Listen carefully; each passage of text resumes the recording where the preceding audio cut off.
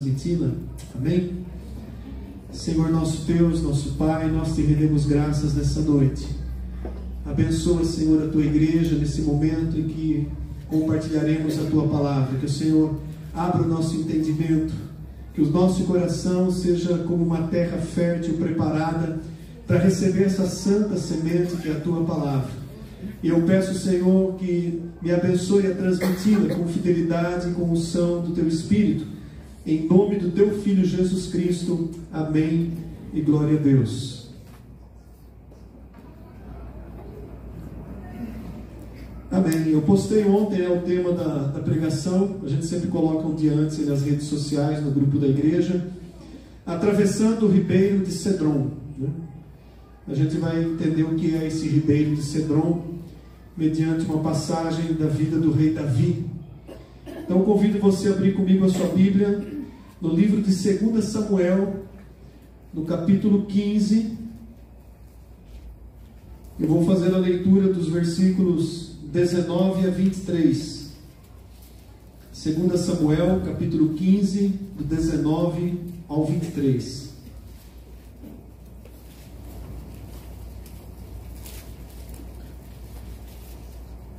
Disse, pois, o rei a Itai, o geteu: por que irias também tu conosco? Volta e fica-te com quem vier a ser o rei, porque és estrangeiro e desterrado da tua pátria. Chegaste ontem e já te levaria eu hoje conosco a vaguear, quando eu mesmo não sei para onde vou? Volta, pois, e faze voltar a teus irmãos contigo, e contigo sejam misericórdia e fidelidade. Respondeu, porém, Itai ao rei: tão certo como vive o Senhor, e como vive o rei, meu senhor, no lugar em que estiver o rei, meu senhor, seja para a morte, seja para a vida, lá estará também o teu servo. Então disse Davi a Itai: vai e passa adiante. Assim passou Itai, o geteu, e todos os seus homens, e todas as crianças que estavam com ele. Toda a terra chorava em alta voz, e todo o povo, e também o rei, passaram o ribeiro de Cedron, seguindo a caminho do deserto. Amém, igreja? Para a gente entender um pouco, né, dessa passagem, é importante que a gente volte um pouco atrás para ver o contexto do que estava acontecendo nesse momento da vida do rei Davi. O seu filho Absalão havia se rebelado, e Absalão, ele desejava tomar o trono, tomar o lugar do rei, tomar o lugar do seu pai. E o que estava acontecendo era o cumprimento das palavras de juízo que Natã proferiu quando Davi comete o pecado, e quando ele arrepende-se diante de Deus, e o profeta vem e dá uma palavra para ele: olha, o Senhor te perdoou, mas haverá uma consequência desse seu pecado. E uma das consequências do pecado está lá em 2 Samuel 12, versículo 11, que diz assim: assim diz o Senhor, eis que da tua própria casa suscitarei o mal sobre ti, e tomarei as tuas mulheres à tua própria vista, e as darei ao teu próximo, o qual se deitará com elas em plena luz do sol. E Absalão cumpriu esse juízo literalmente. A história é um pouco mais longa, Absalão era revoltado com relação ao seu meio-irmão Aminon, que havia estuprado a irmã, e depois Absalão trama uma forma de vingança, onde Aminon é morto, e começou ali uma grande destruição dentro da família do rei Davi, tudo consequência daquele pecado que ele havia cometido. Deus proferiu juízos que estavam se cumprindo. Depois de ele vingar a morte da irmã, aliás, de ele vingar a irmã, Absalão, ele foge, ele vai para uma outra região, vai para um outro país, e ele fica ali durante quase 5 anos. E depois ele volta, ele quer voltar novamente para estar diante do rei. E então ele trama novamente uma forma de voltar e se apresentar ao rei. Quando o rei admite que ele voltasse para Jerusalém, Absalão fica 2 anos sem ver a cara do pai, do rei Davi. Davi não queria papo com ele por 2 anos. E então ele consegue, através novamente de uma estratégia não muito adequada, fazer com que o pai o recebesse. E aí eles têm uma breve reconciliação. E a partir desse momento em que Absalão reconciliou-se com o seu pai Davi, premeditadamente ele começa a trabalhar para que ele tomasse o lugar do pai. Durante 4 anos ele trabalha premeditadamente. Ele fica à porta da entrada de Jerusalém, e todos aqueles que iam ao rei para resolver uma questão, Absalão estava lá sentado e ele dizia: olha, se eu fosse o rei, eu resolveria o teu problema. E agradava as pessoas que chegavam a ele. Muitas ele mesmo dava um parecer e despedia as pessoas. E a palavra diz que assim ele foi furtando o coração de todo Israel. As pessoas vinham de toda parte de Israel para consultar o rei em questões difíceis, em questões de juízo, né, de demandas. E Absalão, aos poucos, ele foi fazendo esse papel, né, sem a autorização do pai, do rei Davi. Ele fica à porta da cidade, ele começa a fazer uma autopropaganda, se colocando numa condição de autoridade que ele ainda não tinha. E aí chega um momento em que Absalão, ele levanta uma grande conspiração. Ele vai até a cidade de Hebrom, onde Davi havia começado a reinar, antes de reinar em Jerusalém. Ele leva uma comitiva de 200 homens com ele, que não sabiam o que estava acontecendo. Supostamente ele estava indo em Hebrom para oferecer sacrifícios. Ele consegue a autorização do rei para oferecer sacrifícios em Hebrom, mas ele havia levantado uma conspiração. Quando chega em Hebrom, ele já tinha enviado mensagens a todas as regiões de Israel, e uma grande comitiva se reúne naquela cidade, e eles proclamam Absalão como rei. E ele vem agora em direção a Jerusalém, onde Davi estava confinado com os seus homens, com a sua guarda pessoal e com as pessoas que o amavam, que eram fiéis a ele. Davi, não querendo que acontecesse uma guerra civil, um derramamento de sangue em Jerusalém, ele toma a decisão de fugir do seu próprio filho. Ali também havia uma situação, porque Davi não tinha mais a autoridade que ele tinha antes de cometer o pecado, para chegar diante de um filho e repreender. Ele mesmo não conseguia dispor da própria autoridade dele. Ele prefere chamar os seus homens e fugir rapidamente de Jerusalém, antes que Absalão viesse com uma tropa de mais de 10.000 israelitas que haviam formado um exército com ele. E aí então é o contexto dessa passagem que nós lemos. Davi, o rei, sai de uma forma humilhante da cidade de Jerusalém, e os seus homens leais acompanham ele, e chega no momento em que ele se encontra com Itai, que era um geteu, não era alguém do povo de Israel, mas era alguém que havia se tornado amigo e fiel a Davi. E esse Itai tinha um grupo com ele de 600 homens, acompanhado de mulheres e crianças. E Davi fala: não, você não precisa ir junto, você se achegou a mim há tão pouco tempo, né? Volta para sua terra, né? Ou fica aqui e sirva ao novo rei. Mas Itai era muito fiel a Davi. Ele diz: não, aonde você for, se for para a vida ou para a morte, eu vou junto. E Davi diz: então vamos, né? Passe adiante. E aquela multidão que amava Davi foi adiante por um caminho às pressas, saindo de Jerusalém. E à saída desse caminho havia um ribeiro chamado Ribeiro de Cedron. E aqui entra o fundamento da nossa mensagem nessa noite. O versículo 23 diz: toda a terra chorava em alta voz. Eles estavam tristes porque Davi estava deixando, né, o seu reinado. E todo o povo, e também o rei, passou o ribeiro de Cedron, seguindo o caminho do deserto. A palavra Cedron, no hebraico, ela significa sombrio, ou um lugar sombrio. Era esse o nome do ribeiro. Era um vale, né? Aliás, Davi no Salmo 23, ele fala sobre o vale da sombra da morte. Não sei se ele escreveu o Salmo antes ou depois de passar pelo local, pelo ribeiro de Cedron. Mas a verdade é que não era uma jornada nada fácil, amados. Esse local saía dos muros de Jerusalém por uma encosta. Inclusive eu postei a foto, né, no grupo, uma foto de Israel, desse local hoje. Havia um grande desfiladeiro, esse ribeiro passava no meio e dava no deserto, na saída, para outra terra vizinha a Israel. E Davi fugiu para aquele lugar, às pressas, humilhado. Ele sai ali, era o único caminho mais rápido que ele podia tomar naquela ocasião.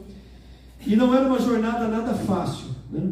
Não era o tipo de viagem que alguém gostaria de fazer, né? Não era o tipo de turismo que alguém desejaria fazer. Uma viagem às pressas, fugindo, né? Mas para Davi aquilo era necessário. Não tinha outro caminho, ele tinha que passar por ali. E o que é pior, ele só não ia passar, ele não somente ia passar pelo ribeiro de Cedron, por aquele lugar difícil, mas como ele estava indo em direção a uma região desértica, ele ainda ia ter que enfrentar um deserto, né? E apesar de o rei não querer passar por aquilo, aquilo era inevitável. E aí a gente começa a trazer um pouco essa palavra para a nossa vida hoje. Há momentos na nossa vida em que nós sofremos situações de humilhação que nós não esperamos. Há momentos na nossa vida em que nós entramos em situações difíceis que nós não esperávamos passar por elas, mas não tem jeito, é inevitável, a gente tem que passar por elas. Nós temos que enfrentar essas situações, e é dentro desse contexto, como Davi enfrentou essa situação, e como Deus deu a vitória para ele no final, porque depois ele retorna vitorioso, é que a gente vai trabalhar esse tema para a nossa vida. Então, a gente começa já a se posicionar, né? Talvez você já passou, talvez você está passando, talvez você ainda vai passar por uma situação dessa, por um Cedron na sua vida. Porque nem o homem, segundo o coração de Deus, foi isento de passar por aquilo. O próprio rei Davi, ungido pelo Senhor, também foi oprimido pelo Senhor. Porque Deus permitiu que aquela condição acontecesse na vida de Davi naquele momento, por um propósito, por uma lição, ou para cumprimento de um período de juízo na vida dele, que é o caso, porque Davi havia cometido pecado, havia sido perdoado, mas estava carregando a consequência do pecado. Um filho que se levanta, que se rebela, que toma o lugar, e para provocar o pai, as únicas 10 mulheres que Davi deixou para cuidar do palácio, ele vai atrás de um conselho, de um conselheiro real. Ele diz: olha, se deite com essas 10 concubinas do seu pai, à vista de todo o povo, para que você se torne odioso ao teu pai. E ele vai, ele faz aquilo, ele toma aquelas mulheres, ele se deita no eirado, no lugar à vista, onde as pessoas podiam vê-lo coabitando com aquelas mulheres. Tudo isso para provocar a ira do seu pai. Então veja onde chega o coração de um filho rebelde, né, que se voltou contra o pai de uma maneira terrível. Só esse fato já era algo para que Davi sofresse muito. E aliás, ele sofreu muito as situações que envolveram a sua família. Sofreu demais, e em momento algum ele se voltou contra Deus por causa daquilo que ele estava passando.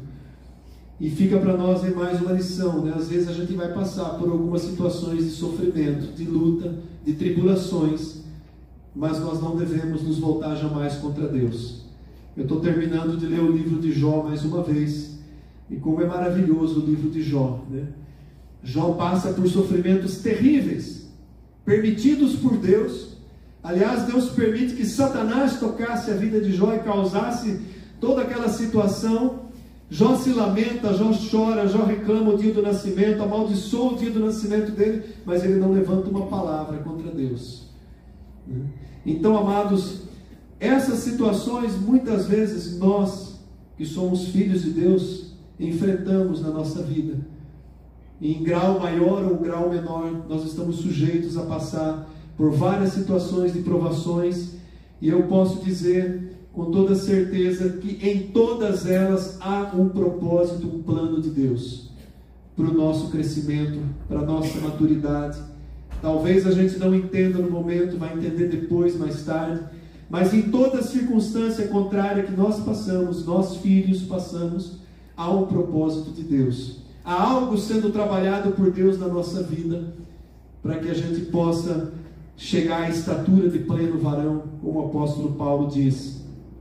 Davi não escapou da oportunidade, das condições de ser oprimido, né, de passar por humilhação, de ter que passar por um lugar difícil na sua fuga, na sua vida. Então nós não devemos esperar coisas diferentes. Aliás, o próprio Filho de Deus, perfeito, plenamente obediente, sem nenhum pecado, passou por situações muito piores que a de Davi. Jesus passou várias vezes pelo ribeiro de Cedron. Aliás, em Isaías 53, versículo 10, diz: todavia o Senhor agradou moê-lo, fazendo-o enfermar. Essa profecia de Isaías era uma referência do pai que se agradou de colocar o filho na cruz. Talvez seja um absurdo isso para o mundo, como um pai, Deus, pode fazer isso com o próprio filho. E a gente entende que ele fez isso por um amor absurdo por nós. O filho foi enviado no nosso lugar para pagar o preço dos nossos pecados, para que nos desse novamente ligação direta com o Pai. É isso que nós temos, o privilégio de entrar ousadamente à presença de Deus pelo novo e vivo caminho aberto pelo sacrifício de Cristo, que é o que nós celebramos na ceia do Senhor. Então, nem mesmo Jesus foi poupado. Então, nós também devemos estar preparados quando alguma situação difícil nos provar durante a nossa vida. O apóstolo Pedro, lá em 1 Pedro, capítulo 4, versículo 12 e 13, escrevendo para a igreja, ele diz assim: amados, não estranheis o fogo ardente que surge no meio de vós, destinado a provar-vos, como se isso fosse algo extraordinário que esteja acontecendo. Pelo contrário, alegrai-vos na medida em que sois coparticipantes dos sofrimentos de Cristo. Essa é a proposta que nos é feita: alegrar-nos quando nós passarmos por sofrimentos, porque Cristo passou por sofrimento muito maior que o nosso. Aliás, o Senhor Jesus disse que nessa vida nós passaríamos por tribulações. Tem de bom ânimo, ele diz. Então, o cristianismo não promete sombra e água fresca para ninguém. Aquela história de vem para Jesus e a tua vida vai ficar uma maravilha, isso não existe, isso não é um verdadeiro evangelho. Vem para Jesus porque você vai se tornar inimigo de Satanás, vai ser um alvo dele, mas você vai estar salvo pelo sangue do Cordeiro e revestido da armadura de Deus para vencer todas as dificuldades, e a promessa de que Ele estará conosco todos os dias da nossa vida até a consumação do século. Que nenhuma das tribulações ou provações que nós passaremos nessa vida, nós passaremos sozinhos, abandonados por Deus, jamais. Então, voltando aqui para o exemplo de Davi, qual é a atitude correta quando nós passarmos pelo Cedron? Como que nós precisamos nos comportar quando estivermos indo em direção a um deserto? Você olha para frente e você não vê uma praia, você vê um deserto que você vai ter que passar por ele. Meu Deus, e agora? Que luta, o que foi me acontecer? Quanto tempo isso vai durar? Quanto tempo eu vou ter que passar por esse deserto, pisar num lugar perigoso? O deserto tem escorpiões, é calor de dia, é frio de noite. Quem vai me agasalhar? Como que eu vou suportar esse deserto? Mas Israel caminhou 40 anos pelo deserto, e a palavra diz que nem os seus pés incharam, as suas roupas não envelheceram, o maná vinha todo dia quando eles passavam pelo deserto. Então, amados, essa é uma condição que nós estamos sujeitos a enfrentar. Reis e nobres muitas vezes se humilharam quando enfrentaram tempos sombrios, quando passaram por desertos. Essa foi uma das atitudes que Davi teve. Humilhou-se na presença de Deus. Ele sai por aquele caminho. Há um momento em que um descendente de Saul, chamado Simei, se encontra, vê Davi saindo com aquela comitiva, e ele começa a amaldiçoar Davi com todos os palavrões que existiam em hebraico na época. E aí um dos homens de Davi diz: dá uma ordem que eu corto o pescoço dele agora, aqui. E Davi diz: não deixa, se Deus permitiu ele me amaldiçoar, quem sou eu para levantar a voz agora? A atitude de alguém que estava consciente do que tinha que passar naquele momento, consciente de que ele tinha que enfrentar aquela situação, e sabedor que se Deus quisesse lhe dar a vitória, Deus daria, e se Deus não quisesse lhe dar a vitória, ele passaria por aquilo, e se necessário, até pela morte. Davi saiu dessa forma, com esse pensamento: minha vida está na mão do Senhor, do meu Deus, do Deus em quem eu tenho crido desde a minha infância, e seja o que for daqui para frente, eu vou continuar subserviente, obediente, submisso ao que Deus está fazendo. Essa é uma decisão difícil, porque muitas vezes a gente passa por situações que a gente não quer passar, e a gente confronta Deus. Por que eu estou passando por isso? Afinal de contas, eu sou teu filho, eu tenho sido bom, tenho feito o meu melhor, e o Senhor tem permitido eu passar aí pelo vale sombrio, pelo cedron da vida. Davi passou cabisbaixo, em humildade, em humilhação e submisso àquilo que Deus iria fazer. Reis colocaram vestes de saco e cinza sobre a cabeça, e muita gente que estava acompanhando Davi fez isso junto com ele. A rota de fuga envolvia passar por aquele lugar, por aquele cedron, por aquele deserto. E agora eu quero falar um pouquinho o que era o cedron, o que significava aquele lugar. Se você estudar a Bíblia um pouco mais a fundo, você vai ver ao longo da história várias passagens falando sobre o Vale de Cedron. Era um lugar que começava no norte, passava por Jerusalém, atravessava a cidade por fora dos muros, passava muito próximo ao templo, ao jardim do Getsêmani, ao lugar do Calvário, sempre por fora da cidade, e ele seguia reto e desaguava no Mar Morto. O final do Cedron era o Mar Morto, até hoje, até os dias de hoje. E havia nas proximidades de Jerusalém um desfiladeiro muito grande, onde esse rio atravessava. E era exatamente nesse lugar que todo o lixo da cidade era jogado. Não havia os recursos que nós temos hoje, né? Compactação de lixo, reciclagem, não. Tudo que saía de sujeira de Jerusalém, que era uma cidade relativamente grande para a época, era despejado fora dos muros da cidade, no Vale de Cedron. Era o lugar do lixão. Era o lugar por onde as águas sujas que eram lançadas fora, a gente pode usar o esgoto, era jogado no ribeiro de Cedron. Reis do passado, né, que viveram depois de Davi, rei Asa, rei Ezequias, rei Josias, no reinado deles, quando eles purificavam a cidade, o templo, eles queimavam, despedaçavam as imagens de idolatria e jogavam tudo no Vale de Cedron. Então daí a gente já tem uma ideia que tipo de lugar que era. Era um lugar próximo da cidade que servia para despejo dos resíduos e daquilo que não prestava. E na fuga, Davi teve que passar por aquele lugar. O rei passando por aquele lugar. E aí eu estava procurando alguns versículos na Bíblia e eu vi que Jesus, na noite que foi traído, depois que ele tem a celebração da ceia com os seus discípulos, quando ele vai para o Getsêmani, lá em João, capítulo 18, versículo 1, diz que ele atravessou o ribeiro de Cedron. Eu creio que não foi mera coincidência, né? Jesus estava indo para a cruz. E depois no Calvário, quando ele é levado para ser crucificado fora da cidade também, eles passam pelo ribeiro de Cedron, e essa última vez ele passou carregando o madeiro no ombro. O rei Jesus passou pelo ribeiro de Cedron mais de uma vez. Então, amados, a gente olha para esse exemplo, né?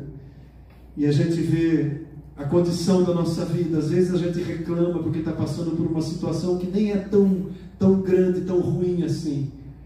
Mas se a gente olhar para os lados, talvez a gente vai reparar irmãos que nós amamos, passando por situações muito mais difíceis que a nossa. Mas a gente não enxerga, a gente só vê o nosso problema. A gente só vê o que está ao redor do nosso umbigo, né? E a gente reclama, murmura com Deus, e falta atenção, e ninguém liga para mim. O mimimi, né? Diante de Deus. Quando o próprio Filho passou por sofrimentos terríveis por nossa causa. E quando Deus muitas vezes permite a gente passar por aquela situação, para o nosso próprio crescimento, mas a gente não compreende. Então fica uma grande lição para nós quando nós estivermos passando por algum cedron no nosso caminho, passar em submissão a Deus, confiante que tudo tem um fim, tudo tem um tempo determinado em nossa vida. Há tempo para todas as coisas.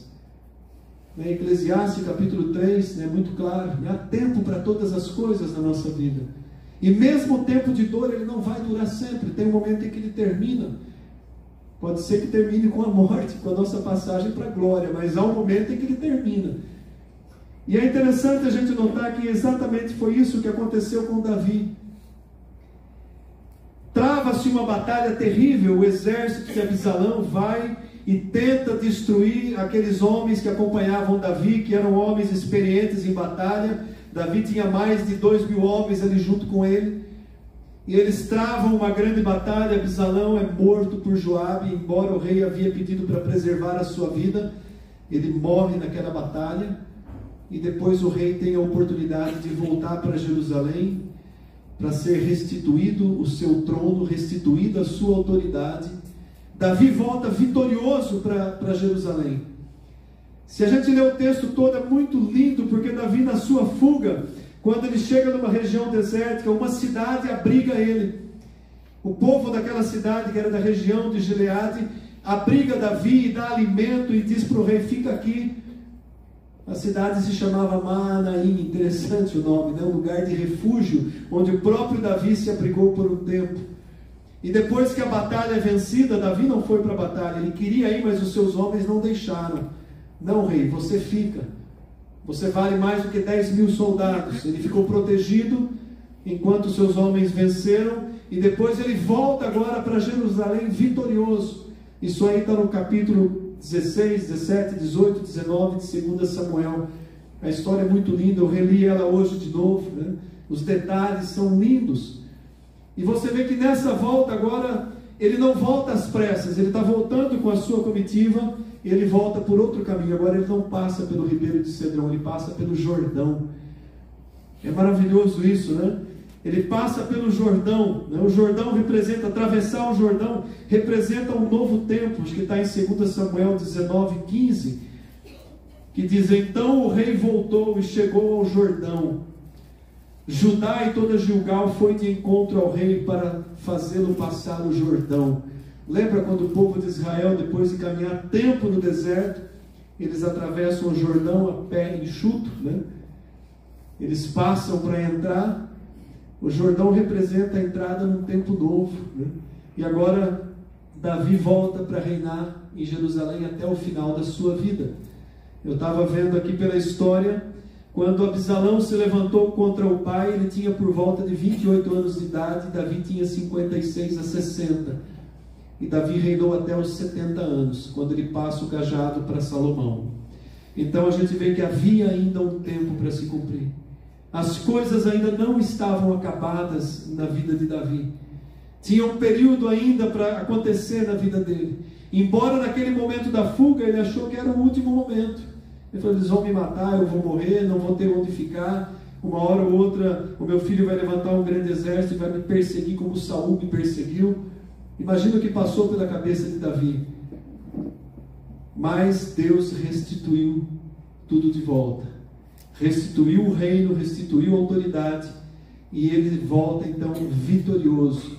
E aí fica para nós também essa palavra, né? Nós também teremos a nossa vitória, amados. Se não for nessa vida, a da glória já está garantida. Se a vitória que você espera talvez não seja num nível material, natural, com certeza o espiritual já foi garantido por Jesus Cristo. A nossa entrada, a nossa salvação já está garantida para todo aquele que nele crê, para aquele que recebeu a Cristo como Senhor e Salvador.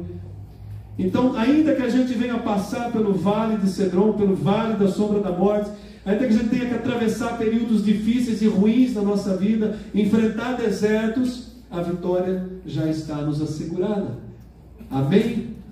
O problema é que a gente quer vitória aqui só, né? No material, no natural. E a grande vitória que Deus promete é espiritual. É a entrada na Jerusalém eterna. Davi voltou para Jerusalém, para a cidade, para a capital. A Jerusalém que nos está reservada é a Jerusalém eterna, a espiritual. Deus ainda estava escrevendo a história de Davi, não havia terminado. Talvez você está passando num momento difícil, mas eu digo, Deus ainda está escrevendo a sua história. Não acabou. Há muita coisa ainda para ser restaurada, para ser restituída, para voltar novamente dentro daquilo que Deus tinha como propósito e tem como propósito na nossa vida. Os planos de Deus, eles se cumprem. a não ser que a gente não queira de forma alguma, que a gente rejeita, abandona, chuta o balde, não volta ao caminho, não busca novamente. Mas há sempre um caminho de volta. A vitória já nos foi assegurada em várias situações. Talvez a gente possa parar e lembrar momentos da nossa vida em que nós passamos por situações que a gente achava naquela ocasião que não ia dar certo, que ia ter um prejuízo muito grande, e depois que ela foi vencida, você vê, meu Deus, passei por tudo aquilo, o Senhor me fez atravessar momentos difíceis. Eu poderia dar aí alguns testemunhos a respeito da minha própria vida, situações difíceis que a gente chegou a passar, mas olha hoje, né? Eu vejo o Senhor, eu só posso te dizer obrigado, gratidão por tudo que o Senhor me permitiu passar na minha vida, o que tem pela frente ainda que eu não sei.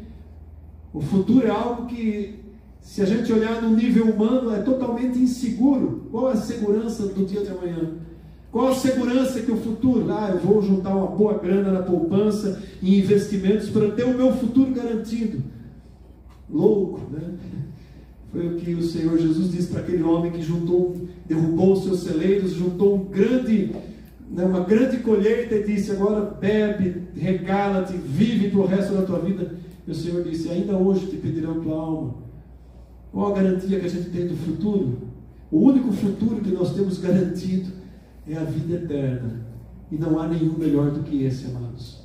Então a gente deve viver a cada dia da nossa vida aqui na dependência de Deus, olhando para o autor e consumador da nossa fé, suportando e vencendo as situações difíceis, passando por essa escola, né, que Deus nos faz passar por ela, aula por aula, até mesmo para que a gente seja um instrumento na mão dele para a edificação da vida de outras pessoas que talvez ainda não passaram o que nós já passamos, né?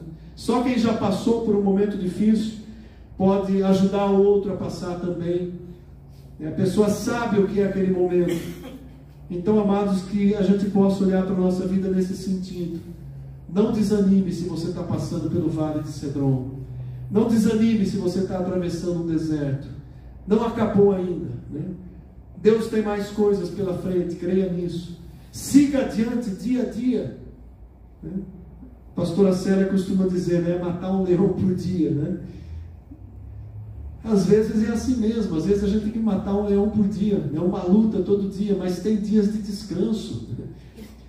Há momentos em que o mar vai ficar calmo na nossa vida, há momentos em que nós vamos poder desfrutar de um tempo de paz, e quando a gente estiver desfrutando de um tempo de paz, nunca deixe de glorificar a Deus. Reconheça, né? Prepara, né? Seja grato, não se afaste, desfrute com sabedoria. Então tudo isso são lições que a gente aprende dentro da palavra de Deus, trazendo para a nossa vida. E eu quero encerrar com um versículo bastante conhecido, Romanos 8, capítulo 37.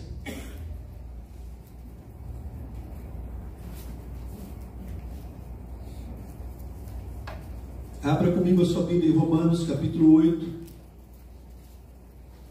Vejam que o apóstolo Paulo escreve no versículo 37. Em todas estas coisas, porém, somos mais que vencedores, por meio daquele que nos amou. Em todas essas coisas, porém, somos mais que vencedores. Amém, igreja? Amém. Quais todas essas coisas Paulo estava se referindo, e ele escrevendo para a igreja? Olha os versículos anteriores. Quem nos separará do amor de Cristo? Tribulação, angústia, perseguição, fome, nudez, perigo, espada. E é nessa sequência que ele vai falando. Nada pode nos separar do amor de Cristo. Em todas essas situações, nós somos mais que vencedores. Porque eu estou bem certo que nem a morte, nem a vida, nem anjos, nem principados, nem coisas do presente, nem do futuro, nem os poderes, nem altura, nem profundidade, nem qualquer outra criatura poderá nos separar do amor de Deus que está em Cristo Jesus nosso Senhor. Amém? Aonde os olhos do apóstolo Paulo estavam? Na glória, no alto. Ele não estava preso nesse mundo. Então, nós precisamos nos desprender desse mundo, né? O mundo jaz no maligno, né?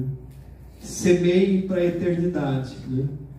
Semeie para a eternidade, né? Junte tesouros para a eternidade. Esses são os mais preciosos. Amém? Vamos nos colocar em pé. Quero convidar o Ministério de Música à frente.